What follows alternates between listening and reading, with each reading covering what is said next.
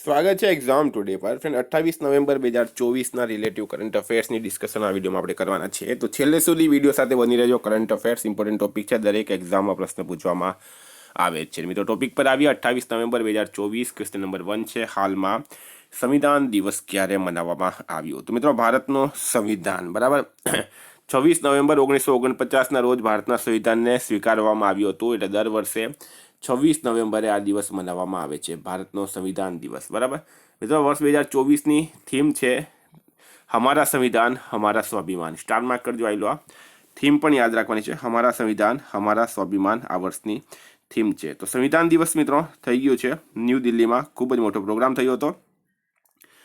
ભારતમાં દર વર્ષે 26 નવેમ્બરે ભારતીય સંવિધાન દિવસ મનાવવામાં આવે છે. મિત્રો 26 નવેમ્બરે રાષ્ટ્રીય દૂધ દિવસ પણ મનાવાયો. 25 નવેમ્બરે મહિલાઓ સામે હિંસા ઉન્મૂલન માટે આંતરરાષ્ટ્રીય દિવસ. 21 નવેમ્બરે વિશ્વ માછલી દિવસ. 20 નવેમ્બરે વિશ્વ બાળ દિવસ. 19 નવેમ્બરે રાષ્ટ્રીય એકતા દિવસ અને 18 નવેમ્બરે રાષ્ટ્રીય પ્રાકૃતિક ચિકિત્સા દિવસ. તમામ દિવસ ઇમ્પોર્ટન્ટ છે, યાદ રાખો. હાલમાં ક્યાં ડનલીન નામક સંકટગ્રસ્ત પ્રજાતિ જોવા મળી છે? તો ડનલીન નામક સંકટગ્રસ્ત પ્રજાતિ ક્યાં જોવા મળી? તો મિત્રો શું છે રાઈટ આન્સર આમાં? તો આ તમે પહેલાં જોઈ લો. આ છે ડનલીન, બરાબર. એક ચીડિયા છે મિત્રો આ, અને એ કેરળમાં મળી છે. ક્યાં મળી છે? કેરળમાં સંકટગ્રસ્ત પ્રજાતિ મળી. ચીડિયાની એક સંકટગ્રસ્ત પ્રજાતિ છે જે કેરળ રાજ્યમાં મળી છે. તો આ પણ સ્ટાર માર્ક કરવાનું છે. વાત એ છે મિત્રો હવે કેરળની, તો સોરી તો મિત્રો કેરળના સીએમ છે પિનરાઈ વિજયન, રાજ્યપાલ છે આરિફ મોહમ્મદ ખાન અને કેરળનું કેપિટલ છે તિરુવનંતપુરમ. હાલમાં કેરળે 2024 રાજ્ય ખાદ્ય સુરક્ષા ઇન્ડેક્સમાં પ્રથમ સ્થાન મેળવ્યો છે. પેરિયાર ટાઈગર રિઝર્વમાં પહેલી વખત વીજળી ઉત્પાદન માટે પવન ટર્બાઇન સ્થાપિત કરાઈ. સ્થાનિક સમુદાયની મદદથી જૈવ વિવિધતા નોંધવાવાળો પહેલો રાજ્ય કેરળ બન્યો છે. ભારતીય પ્રાણી સર્વેક્ષણ દ્વારા ડોગ ફિશ શાર્કની નવી પ્રજાતિની શોધ કેરળમાં કરવામાં આવી છે. હાલમાં આઈપીએલ નીલામી ઇતિહાસમાં વેચાવાવાળા સૌથી ઓછી ઉંમરના ખેલાડી કોણ બન્યા છે? તો આઈપીએલનો નીલામી ઇતિહાસ, બરાબર, એટલે કે અત્યારે આઈપીએલ સિઝન 2025 માટે ઓક્શન ચાલી રહ્યો છે, નીલામી ચાલી રહી છે, ખરીદ ફરોખ્ત થઈ રહી છે મિત્રો, બરાબર. ઇન્ડિયન પ્રીમિયર લીગ આઈપીએલનું પૂરું નામ છે. તો સૌથી ઓછી ઉંમરના ખેલાડી કોણ બન્યા? વૈભવ સૂર્યવંશી. સ્ટારમાં કરજો મિત્રો. આ વૈભવ સૂર્યવંશી, એમને 1.10 કરોડ રૂપિયા આપવામાં આવ્યા છે અને માત્ર કેટલા વર્ષના છે? તો 13 વર્ષના. વૈભવ સૂર્યવંશી માત્ર 13 વર્ષના છે મિત્રો. આ તમારા માટે ઇમ્પોર્ટન્ટ રહેશે, બરાબર. બિહારના સમસ્તીપુરના વૈભવ સૂર્યવંશીને આઈપીએલ 2025 નીલામીમાં રાજસ્થાન રોયલ્સ દ્વારા 1.10 કરોડ રૂપિયામાં ખરીદવામાં આવ્યા છે, બરાબર. વૈભવ આઈપીએલ નીલામીમાં સાઇન કરવાવાળા સૌથી ઓછી ઉંમરના ખેલાડી બની ગયા. 1.10 કરોડ રૂપિયા અને એમની બેઝ પ્રાઇસ હતી 30 લાખ રૂપિયા. તમામ માહિતી મેં તમને આપી દીધી છે. હાલમાં એશિયા પેસિફિક ડેપ ગેમ્સ માટે પસંદ થયેલ ગુજરાતી ખેલાડી સાઇની ગોમ્સ. નામ છે એમનું સાઇની ગોમ્સ, બરાબર. એ ચર્ચામાં શા માટે છે? એશિયા પેસિફિક ડેપ ગેમ્સ માટે તેઓ પસંદ થઈ છે અને આપણા ગુજરાતની છે મિત્રો, એ હતી ટેબલ ટેનિસ ખેલાડી, બરાબર. એ ટેબલ ટેનિસ ખેલાડી છે. આ તમે ઇમેજમાં જોઈ શકો, બરાબર. તો ટેબલ ટેનિસ ખેલાડી છે એટલે આપણા માટે ઇમ્પોર્ટન્ટ રહેશે, આ ચર્ચામાં છે. વિદ્યાર્થી મિત્રો સ્પેશિયલી કહું છું, specially Gujarat police constable PSI LRD અને કંડક્ટર અને સીસી જે મેન્સ ચાલી રહી છે મિત્રો, ગ્રુપ બીની પરીક્ષા, તો એસટીઆઈ એક્ઝામ ટુડેનું લેટેસ્ટ એક વર્ષનું કરંટ અફેર્સ તમામ પરીક્ષાઓ માટે, અત્યારની તમામ પરીક્ષાઓમાં 100% કરંટ અફેર મારું પૂછાયું છે, બરાબર. તમે પેપર જોઈ લેજો, હું તમને સબૂત આપી દઈશ.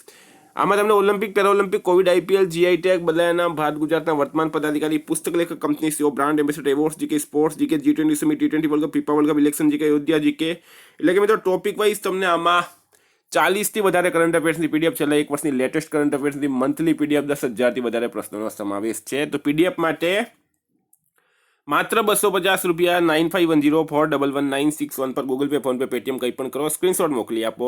2 મિનિટમાં પીડીએફ મળી જશે. કઈ તમામ એક્ઝામમાં 100% કરંટ અફેર્સ આપણું પૂછાયું છે મિત્રો.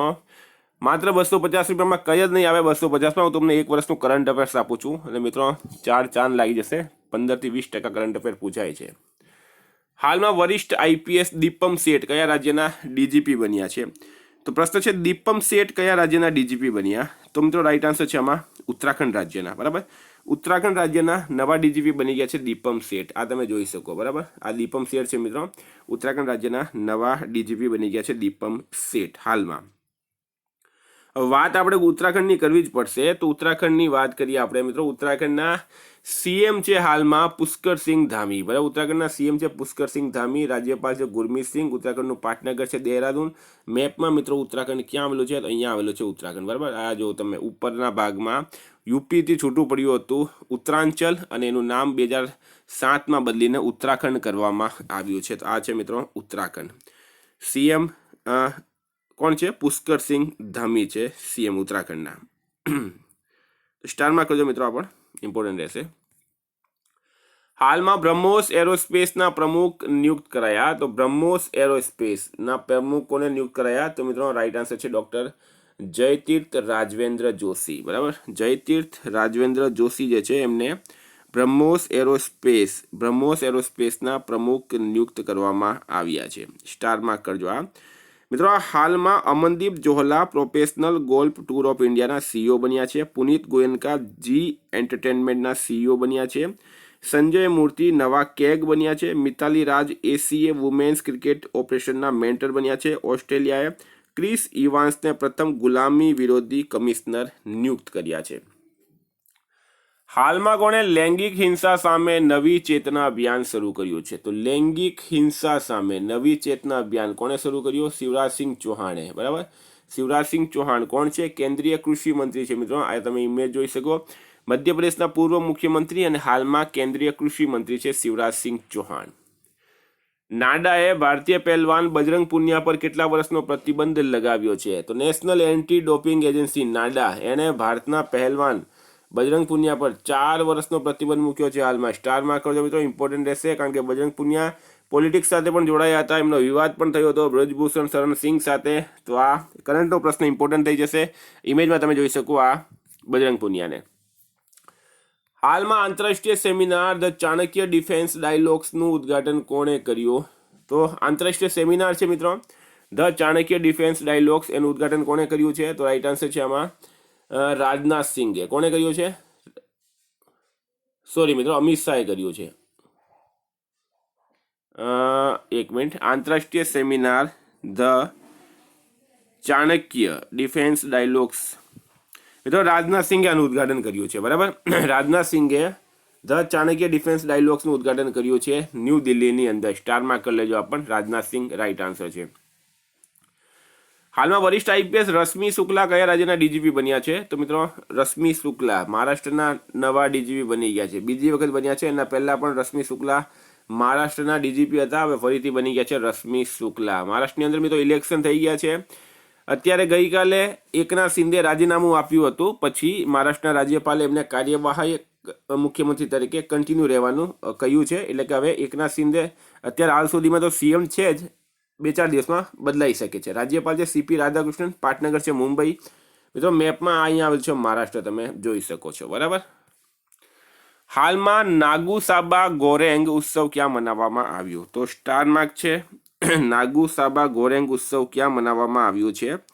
તો ફ્રેન્ડ રાઈટ આન્સર છે આમાં બાલી ખાતે. બરાબર, બાલી ઇન્ડોનેશિયામાં આવેલું છે બાલી, અને નાગુ સાબા ગોરેંગ ઉત્સવ જે છે બાલીમાં મનાવવામાં આવ્યો છે. સ્ટારમાં કરજો આ. કઈ ભાષાઓમાં ભારતીય સંવિધાનની પ્રતિલિપિનું અનાવરણ કરાયું? તો મિત્રો તમને ખ્યાલ હશે, મેં આગળ પણ વાત કરી. હાલમાં 26 નવેમ્બરે ભારતીય સંવિધાન દિવસ મનાવવામાં આવ્યો હતો. ભારતીય સંવિધાન દિવસમાં 2 નવી ભાષાઓમાં સંવિધાન જે છે એને લોન્ચ કરવામાં આવ્યો છે. ઇન્ડિયન કોન્સ્ટિટ્યુશનને 2 ભાષાઓમાં લોન્ચ કરવામાં આવ્યું. એક છે મેથિલી, બીજી છે સંસ્કૃત. બરાબર, આ તમે ઇમેજ જોઈ શકો. રાષ્ટ્રપતિ દ્રૌપદી મુર્મુ દ્વારા મિત્રો આ લોન્ચ કરવામાં આવ્યું છે. હવે ભારતનો સંવિધાન મેથિલી અને સંસ્કૃત ભાષામાં પણ ઉપલબ્ધ છે.